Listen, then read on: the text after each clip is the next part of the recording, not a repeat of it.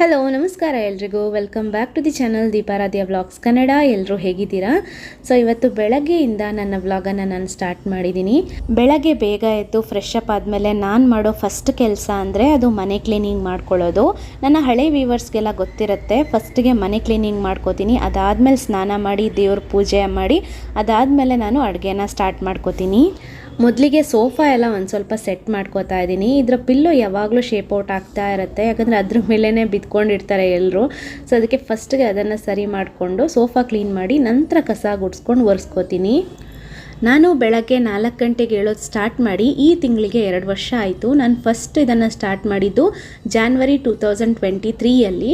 So ಹೊಸ ವರ್ಷ ಅಂದ ತಕ್ಷಣ ಎಲ್ಲರೂ ರೆಸೊಲ್ಯೂಷನ್ ಅಂತ ಹಾಕೋತಾರಲ್ವ. ಸೊ ನಾನು ಇನ್ಮೇಲೆ ಬೆಳಗ್ಗೆ ಬೇಗ ಹೇಳಬೇಕು, 4 ಗಂಟೆಗೆ ಎದ್ದು ನನ್ನ ಕೆಲಸ ಎಲ್ಲ ಮಾಡ್ಕೋಬೇಕು ಅಂತ ರೆಸೊಲ್ಯೂಷನ್ ಹಾಕ್ಕೊಂಡಿದ್ದೆ. ಸೊ ಅದ್ರ ಪ್ರಕಾರ ನಾನು ಬೇಗ ಹೇಳೋದನ್ನು ಸ್ಟಾರ್ಟ್ ಮಾಡಿಕೊಂಡೆ. ಸ್ಟಾರ್ಟಿಂಗಲ್ಲಿ ಸ್ವಲ್ಪ ಕಷ್ಟ ಆಯಿತು. ಮೊದಲೆಲ್ಲ 4 ಗಂಟೆಗೆ ಅಲಾರ್ಮ್ ಇಟ್ಕೋತಿದ್ದೆ. ಸೊ ಹೇಳುವಾಗ 4:15 ಆಗ್ತಾಯಿತ್ತು. ಸೊ ಅದಾದಮೇಲೆ ಒಂದೊಂದೇ ಕೆಲಸ ಮಾಡ್ತಾ ಹೋಗ್ತಾ ಇದ್ದೆ.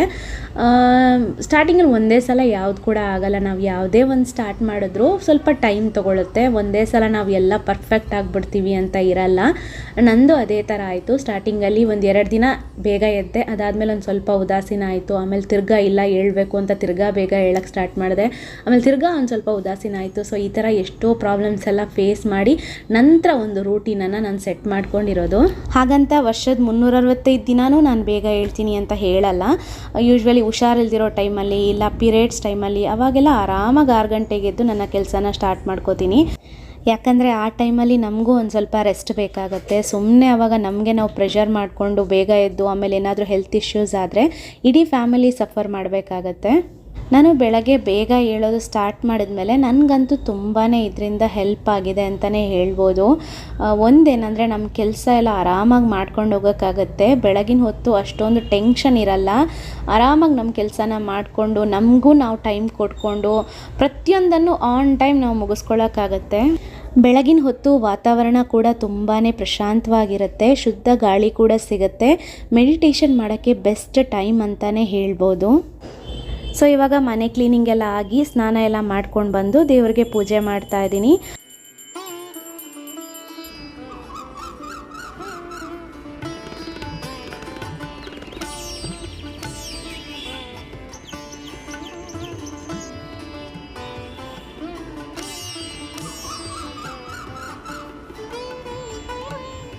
ಸೊ ನಂದೇನೆಂದರೆ 5:30-6 ಗಂಟೆ ಒಳಗಡೆ ಪೂಜೆ ಎಲ್ಲ ಆಗಬೇಕು ಅಂತ ಒಂದು ಟಾರ್ಗೆಟ್ ಇಟ್ಕೊಂಡಿದ್ದೀನಿ. ನಾನು ಮುಂಚೆ ಎಲ್ಲ ಲೇಟ್ ಹೇಳ್ತಾ ಇದ್ದೆ, ಅಂದರೆ ಆಲ್ಮೋಸ್ಟ್ ಒಂದು 6 o'clock ಈ ಥರ ಹೇಳೋದು. ಎದ್ದು ಅದಾದಮೇಲೆ ಫ್ರೆಶ್ ಅಪ್ ಆಗಿ ನೆಕ್ಸ್ಟ್ ಡೈರೆಕ್ಟಾಗಿ ಕಿಚನ್ಗೆ ಹೋಗೋದು. ಅಲ್ಲಿ ಅಡುಗೆ ಕೆಲಸ ಇರುತ್ತೆ, ಮಗಳ ಟಿಫಿನ್ ಬಾಕ್ಸ್ ರೆಡಿ ಮಾಡಬೇಕು, ಹಸ್ಬೆಂಡ್ ಟಿಫಿನ್ ಬಾಕ್ಸು, ಆಮೇಲೆ ಪಾತ್ರೆ ತೊಳೆಯೋದು, ನಂತರ ಮನೆ ಕ್ಲೀನಿಂಗು, ಅದಾದಮೇಲೆ ಸ್ನಾನ, ಆಮೇಲೆ ದೇವ್ರ ಪೂಜೆ ಆಗುವಾಗಲೇ ಆಲ್ಮೋಸ್ಟ್ ಒಂದು 10:30-11 ಗಂಟೆ ತನಕ ಆಗ್ತಾಯಿತ್ತು. ನನಗೆ ಬೇಗ ಹೇಳೋದಕ್ಕೆ ಮೇನ್ ಇನ್ಸ್ಪಿರೇಷನ್ ಅಂದರೆ ಒಂದು ಸ್ವಲ್ಪ ಏಜ್ ಆಗಿರೋ ಆಂಟಿ ಮತ್ತು ಅಜ್ಜಿ ಅಂದ್ರೆಲ್ಲ ಇರ್ತಾರಲ್ವ, ಅವ್ರ ರೂಟೀನ್ ಯಾವ ಥರ ಇರುತ್ತೆ ಅಂದರೆ ಬೆಳಗ್ಗೆ ಬೇಗ ಎದ್ದು ಮನೆ ಕೆಲಸ ಎಲ್ಲ ಮುಗಿಸ್ಕೊಂಡು ಒಂದು 7-7:30 ಹೊತ್ತಿಗೆ ದೇವಸ್ಥಾನಕ್ಕೂ ಹೋಗ್ಬಿಟ್ಟು ಬರ್ತಾರೆ. ಸೊ ಅದನ್ನು ನೋಡಿ ನನಗನ್ಸಿದ್ದು ಒಂದೇ, ಅವರಿಂದ ಆಗುತ್ತೆ ನಮ್ಮಿಂದ ಏನಕ್ಕಾಗಲ್ಲ ಅಂತ.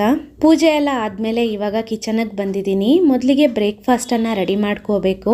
ಸೊ ಇವತ್ತು ಬ್ರೇಕ್ಫಾಸ್ಟ್ಗೆ ಮಸಾಲ ನೀರು ದೋಸೆ ಅಥವಾ ಉಪ್ಪು ಹುಳಿ ದೋಸೆ ಅಂತಲೂ ಕರೀತಾರೆ, ಅದು ಮತ್ತು ಚಟ್ನಿ ಮಾಡೋದು ಅಂತ. ನಿನ್ನೆ ರಾತ್ರಿನೇ ಅಕ್ಕಿ ನೆನೆ ಹಾಕಿದ್ದೆ. ಇವಾಗ ಇದನ್ನು ಇನ್ನೊಂದು ಸಲ ನೀಟಾಗಿ ವಾಶ್ ಮಾಡ್ಕೋತಾ ಇದ್ದೀನಿ.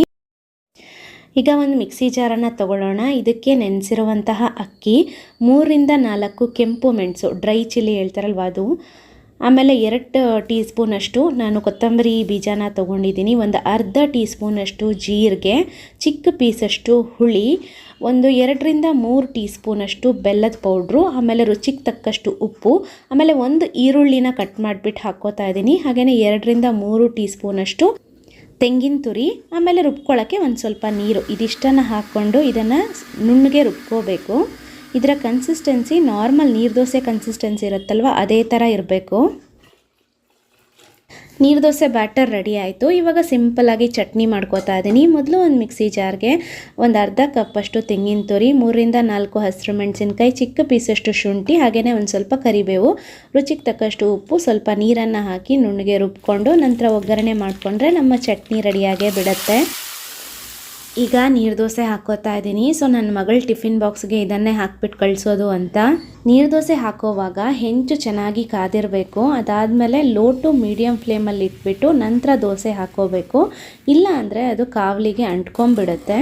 ನಾನು ಚಿಕ್ಕದಿರುವಾಗ ನನಗೆ ಈ ದೋಸೆ ಅಂದರೆ ತುಂಬಾ ಇಷ್ಟ ಆಯಿತು. ಅಮ್ಮನ ಹತ್ರ ಯಾವಾಗಲೂ ಹೇಳ್ತಾ ಇದ್ದೆ ಇದನ್ನು ಮಾಡು ಅಂತ.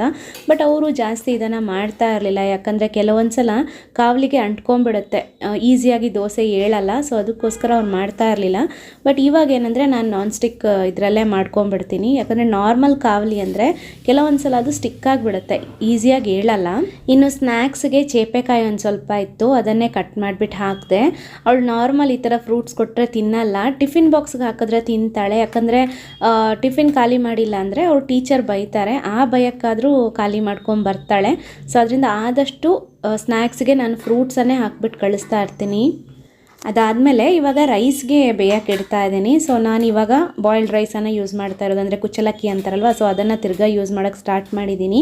ಸೊ ಮುಂಚೆ ಅದನ್ನೇ ಯೂಸ್ ಮಾಡ್ತಾ ಇದ್ದೆ. ಇಲ್ಲಿ ಹೈದ್ರಾಬಾದಿಗೆ ಬಂದಮೇಲೆ ಇಲ್ಲಿ ನನಗೆ ಆ ರೈಸ್ ಸಿಗ್ತಾ ಇರಲಿಲ್ಲ. ಸೊ ಅದರಿಂದ ಒಂದು ಸ್ವಲ್ಪ ಟೈಮಿಂದ ನಾನು ವೈಟ್ ರೈಸೇ ಯೂಸ್ ಮಾಡ್ತಾ ಇದ್ದೆ. ಇವಾಗ ಆನ್ಲೈನಲ್ಲಿ ಸಿಕ್ತು, ಸೊ ಅದಕ್ಕೆ ಬುಕ್ ಮಾಡ್ಕೊಂಡಿದ್ದೀನಿ. ಹಾಗೆಯೇ ಇನ್ನೊಂದು ಸ್ಟವಲ್ಲಿ ಮೊಟ್ಟೆ ಬೇಯಕ್ಕೆ ಇಟ್ಟಿದ್ದೀನಿ. ಹಾಗೆಯೇ ಒಂದು ಸ್ವಲ್ಪ ಜೀರಾ ವಾಟರು ಅದನ್ನು ಕೂಡ ಕುಡಿತಾ ಇದ್ದೀನಿ. ಸೊ ನಾನು ರೆಗ್ಯುಲರಾಗಿ ಯಾವುದಾದ್ರು ಒಂದು ಕಷಾಯ ಇಲ್ಲ ಡಿಟಾಕ್ಸ್ ಡ್ರಿಂಕು ಈ ಥರ ಮಾಡಿ ಕುಡಿತಾ ಇರ್ತೀನಿ. ಸೊ ಇವತ್ತು ಜೀರಿಗೆ ಕಷಾಯ ಮಾಡ್ಕೊಂಡಿದ್ದೀನಿ. ಸೊ ಅದಾದಮೇಲೆ ಇವಾಗ ಹಾಲನ್ನು ಬಿಸಿ ಮಾಡೋಕ್ಕೆ ಇಡ್ತಾ ಇದ್ದೀನಿ. ಸೊ ಮುಂಚೆ ನಾನು ಎದ್ದ ತಕ್ಷಣ ಫಸ್ಟ್ಗೆ ಹಾಲು ಬಿಸಿ ಮಾಡ್ಕೋತಾ ಇದ್ದೆ. ಬಟ್ ಕಾಫಿ ಕುಡಿಯೋ ಟೈಮಲ್ಲಿ ಅದು ಕಂಪ್ಲೀಟಾಗಿ ತಣ್ಣಗಾಗ್ತಾ ಇತ್ತು. ಸೊ ಆವಾಗ ತಿರ್ಗಾ ಬಿಸಿ ಮಾಡ್ಕೋಬೇಕಿತ್ತು. ಸೊ ಅದಕ್ಕೆ ಇವಾಗ ಯಾವಾಗ ಕಾಫಿ ಕುಡಿತೀವೋ ಆವಾಗಲೇ ಬಿಸಿ ಮಾಡ್ಕೋತಾ ಇದ್ದೀನಿ. ಮುಂಚೆಲ್ಲ ರೆಗ್ಯುಲರಾಗಿ ಕಾಫಿ ಕುಡಿತಾ ಇದ್ವಿ, ಬಟ್ ಇವಾಗ ತುಂಬಾ ಕಮ್ಮಿ ಮಾಡ್ಕೊಂಡಿದ್ದೀವಿ ಅಂತಲೇ ಹೇಳ್ಬೋದು. ವಾರಕ್ಕೊಂದು 3ರಿಂದ 4 ಸಲ ಅಷ್ಟೇ ನಾವು ಕುಡಿತಾ ಇರೋದು. ಬೇರೆ ಟೈಮಲ್ಲಿ ಈ ಕಷಾಯ ಏನಾದರೂ ಮಾಡೋದು, ಇಲ್ಲಾಂದರೆ ಈ ಹಾಲಿಗೆ ಅರಿಶಿನ ಹಾಕ್ಬಿಟ್ಟು ಕುಡಿಯೋದು, ಈ ಥರದನ್ನೆಲ್ಲ ಅಭ್ಯಾಸ ಮಾಡ್ಕೊಂಡಿದ್ದೀವಿ. ಇನ್ನು ಇವತ್ತು ಅಡುಗೆಗೆ ಸೋರೆಕಾಯಿ ಹಾಕ್ಬಿಟ್ಟು ದಾಲ್ ಮಾಡೋದು ಅಂತ. ಅದಾದಮೇಲೆ ಒಂದು ಸ್ವಲ್ಪ ಸಲಾಡು, ಆಮೇಲೆ ಇದು ತೊಂಡೆಕಾಯಿ ಇತ್ತು, ತೊಂಡೆಕಾಯಿ ಮತ್ತು ಆಲೂಗಡ್ಡೆ ಹಾಕ್ಬಿಟ್ಟು ಪಲ್ಯ ಮಾಡೋದು. ಆಮೇಲೆ ಚಪಾತಿ ಹಿಟ್ಟು ಒಂದು ಸ್ವಲ್ಪ ಕಲಸಿಟ್ಟಿದ್ದೀನಿ ಚಪಾತಿಗೆ ಅಂತ. ಆಮೇಲೆ ಮೊಟ್ಟೆಗೆ ಖಾರ ಹಾಕೋದು. ಸೊ ನಾನು ಹಸ್ಬೆಂಡ್ ಲಂಚ್ ಬಾಕ್ಸ್ಗೆ ಆದಷ್ಟು ಒಂದು ಸ್ವಲ್ಪ ಜಾಸ್ತಿ ಕ್ವಾಂಟಿಟಿನೇ ಕೊಡ್ತೀನಿ. ಯಾಕಂದರೆ ಅವರು ರಾತ್ರಿ ಮನೆಗೆ ಬರುವಾಗ ತುಂಬ ಲೇಟ್ ಆಗುತ್ತೆ, ಅಲ್ಲಿ ತನಕ ಅವರು ಹಸ್ಕೊಂಡಿರ್ತಾರೆ. ಯಾಕಂದರೆ ಹೊರಗಡೆ ಅವರು ಏನೂ ತಿನ್ನೋಕ್ಕೆ ಹೋಗಲ್ಲ, ಏನೇ ಇದ್ದರೂ ಮನೆಗೆ ಬಂದೇ ಊಟ ಮಾಡ್ತಾರೆ. ಹೊರಗಡೆ ಹೋದರೆ ಒಂದು ಸಂಜೆ ಹೊತ್ತು ಒಂದು ಸ್ವಲ್ಪ ಕಾಫಿನೋ ಟೀನೋ ಏನಾದರೂ ತೊಗೊಂಡು ಅದ್ರ ಜೊತೆ ಒಂದು 2 ಬಿಸ್ಕಿಟ್ ತಿಂತಾರೆ ಅಷ್ಟೇ. ಊಟ ಎಲ್ಲ ಔಟ್ಸೈಡ್ ಮಾಡಲ್ಲ, ಎಷ್ಟೇ ಲೇಟ್ ಆದ್ರೂ ಮನೆಗೇ ಬರ್ತಾರೆ. ಸೊ ಅದರಿಂದ ಅಲ್ಲಿ ತನಕ ಹೊಟ್ಟೆ ತುಂಬಿರಲಿ ಅಂತ ಹೇಳಿಬಿಟ್ಟು ಒಂದು ಸ್ವಲ್ಪ ಜಾಸ್ತಿ ಕ್ವಾಂಟಿಟಿಯಲ್ಲೇ ನಾನು ಅವ್ರಿಗೆ ಲಂಚ್ ಕೊಡ್ತೀನಿ. ಸೊ ಇವಾಗ ಮೊಟ್ಟೆ ಖಾರ ಹಾಕೋಕ್ಕೆ ರೆಡಿ ಮಾಡ್ಕೋತಾ ಇದ್ದೀನಿ. ದಾಲ್ ಮಾಡಿದಾಗ ಮೊಟ್ಟೆ ಖಾರ ಹಾಕಿದ್ರೆ ತುಂಬಾ ಒಳ್ಳೆ ಕಾಂಬಿನೇಷನು ಅಂತಲೇ ಹೇಳ್ಬೋದು. ಸೊ ಮೊದಲಿಗೆ ಒಂದು ಬಾಣಲೆಯಲ್ಲಿ ಒಂದು ಸ್ವಲ್ಪ ಎಣ್ಣೆ ಹಾಕ್ಕೊಳ್ಳಿ. ಇದಕ್ಕೆ ಒಂದು ಸ್ವಲ್ಪ ಚಿಲ್ಲಿ ಪೌಡ್ರು, ರುಚಿಗೆ ತಕ್ಕಷ್ಟು ಉಪ್ಪು, ಒಂದು ಸ್ವಲ್ಪ ಅರಿಶಿನ, ಆಮೇಲೆ ಕರಿಬೇವು, ಇದಿಷ್ಟನ್ನು ಹಾಕ್ಕೊಂಡು ಒಂಚೂರು ಇದನ್ನು ಕುದಿಸ್ಕೋಬೇಕು. ನಂತರ ಇದಕ್ಕೆ ಕಟ್ ಮಾಡಿರುವಂತಹ ಮೊಟ್ಟೆನ ಹಾಕಿದ್ರೆ ನಮ್ಮದು ಮೊಟ್ಟೆ ಮಸಾಲ ರೆಡಿ ಆಗುತ್ತೆ. ಕೊನೆಗೆ ಒಂದು ಸ್ವಲ್ಪ ಕೊತ್ತಂಬರಿ ಸೊಪ್ಪು ಕೂಡ ಹಾಕೊಂಡ್ರೆ ಇನ್ನೂ ಚೆನ್ನಾಗಿರುತ್ತೆ. ತುಂಬ ಈಸಿಯಾಗಿ ಇದನ್ನು ಮಾಡ್ಕೋಬೋದು. ದಾಲ್ ಜೊತೆ ಇದು ಒಳ್ಳೆ ಕಾಂಬಿನೇಷನ್, ತುಂಬ ಚೆನ್ನಾಗಿರುತ್ತೆ ಊಟ ಮಾಡೋಕ್ಕೆ. ಸೊ ಇವಾಗ ದಾಲ್ ರೆಡಿ ಆಗಿದೆ. ಇವಾಗ ಪಲ್ಯಕ್ಕೆ ರೆಡಿ ಮಾಡ್ಕೋತಾ ಇದ್ದೀನಿ. ಪಲ್ಯ ಆ್ಯಸ್ ಯೂಶ್ವಲ್ ಎಲ್ಲರೂ ಮಾಡ್ಕೋತಾರಲ್ವ ಅದೇ ಥರ ಒಗ್ಗರಣೆ ಇಟ್ಟು ಟೊಮೆಟೊ, ಈರುಳ್ಳಿ, ಹಸಿರು ಮೆಣಸಿನ್ಕಾಯಿ, ಆಮೇಲೆ ಕಟ್ ಮಾಡಿರುವಂತಹ ತೊಂಡೆಕಾಯಿ, ಆಲೂಗಡ್ಡೆ, ಆಮೇಲೆ ಅದ್ರ ಮೇಲೆ ಒಂದು ಸ್ವಲ್ಪ ಮಸಾಲೆ ಎಲ್ಲ ಹಾಕ್ಕೊಳ್ಳೋದು, ಆಮೇಲೆ ರುಚಿಗೆ ತಕ್ಕಷ್ಟು ಉಪ್ಪು, ಕೊನೆಗೆ ಕೊತ್ತಂಬರಿ ಸೊಪ್ಪು, ಇದಿಷ್ಟ ಹಾಕ್ಕೊಂಡ್ರೆ ನಮ್ಮದು ಪಲ್ಯ ಕೂಡ ರೆಡಿ ಆಗುತ್ತೆ. ಇದನ್ನು ಅನ್ನದ ಜೊತೆನೂ ಕಲಿಸ್ಕೊಂಡು ತಿನ್ಬೋದು, ಇಲ್ಲಾಂದರೆ ಚಪಾತಿ ಜೊತೆನೂ ಒಳ್ಳೆ ಕಾಂಬಿನೇಷನ್ ಅಂತಲೇ ಹೇಳ್ಬೋದು. ನಾನಿದು ಚಪಾತಿಗೆ ಅಂತ ಮಾಡಿರೋದು. ಸೊ ಅದಾದಮೇಲೆ ಇವಾಗ ಚಪಾತಿಗೆ ಲಟ್ಟಿಸ್ಕೋತಾ ಇದ್ದೀನಿ. ಇದು ಟಿಫಿನ್ ಬಾಕ್ಸ್ಗೆ ಅಂತ ನನ್ನ ಹಸ್ಬೆಂಡದು, ಹಾಗೆಯೇ ರಾತ್ರಿ ಊಟಕ್ಕೂ ಆಗುತ್ತೆ. ಸೊ ಅದಕ್ಕೆ ಒಂದು ಸ್ವಲ್ಪ ಜಾಸ್ತಿನೇ ಹಿಟ್ಟು ಕಲಸಿಟ್ಟಿದ್ದೀನಿ. ಇನ್ನು ನಾನು ಚಪಾತಿಗೆ ಹಿಟ್ಟು ಕಲಿಸೋವಾಗ ಬಾಳೆಹಣ್ಣನ್ನು ಹಾಕಿಬಿಟ್ಟು ಕಲಿಸ್ಕೋತೀನಿ. ಇದರಿಂದ ಟೇಸ್ಟು ಚೆನ್ನಾಗಿರುತ್ತೆ, ಅಲ್ಲದೆ ಚಪಾತಿ ಕೂಡ ತುಂಬ ಮೃದುವಾಗಿ ಬರುತ್ತೆ.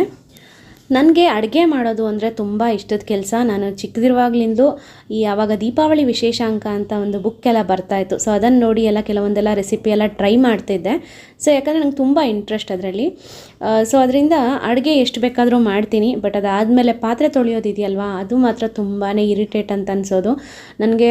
ಇಷ್ಟವಾಗದಿರೋ ಕೆಲಸ ಅಂದರೆ ಒಂದು ಪಾತ್ರೆ ತೊಳೆಯೋದು, ಇನ್ನೊಂದು ಬಟ್ಟೆ ಮಡಚೋದು. ಇದೆರಡು ಕೆಲಸ ಅಂದರೆ ನನಗಾಗಲ್ಲ. ಇವಾಗ ಅಡುಗೆ ಎಲ್ಲ ಆಗಿದೆ. ಹಾಗೆಯೇ ಹಸ್ಬೆಂಡ್ ಲಂಚ್ ಬಾಕ್ಸ್ ಕೂಡ ಪ್ಯಾಕ್ ಮಾಡ್ತಾ ಇದ್ದೀನಿ. ಸೊ ಚಪಾತಿ, ಸಲಾಡು, ಪಲ್ಯ, ರೈಸ್, ದಾಲ್, ಹಾಗೆಯೇ ಮೊಟ್ಟೆ ಖಾರ ಹಾಕಿರೋದು ಅದೊಂದು ಸ್ವಲ್ಪ ಹಾಕಿದ್ದೀನಿ. ಸೊ ಇದು ಇವತ್ತಿನ ಹಸ್ಬೆಂಡ್ ಲಂಚ್ ಬಾಕ್ಸು. ಹಾಗೆಯೇ ನಾನೊಂದು 11 ಗಂಟೆ ಹೊತ್ತಿಗೆ ಊಟ ಮಾಡ್ಕೊಂಡ್ಬಿಡ್ತೀನಿ. ಅಂದರೆ ಬ್ರೇಕ್ಫಾಸ್ಟ್ಗೆ ನಾನೇನು ತೊಗೋತಾ ಇಲ್ಲ ಇವಾಗ, ಬರೀ ಒಂದು ಬಾಳೆಹಣ್ಣು ಅಷ್ಟೇ ತಿನ್ನೋದು.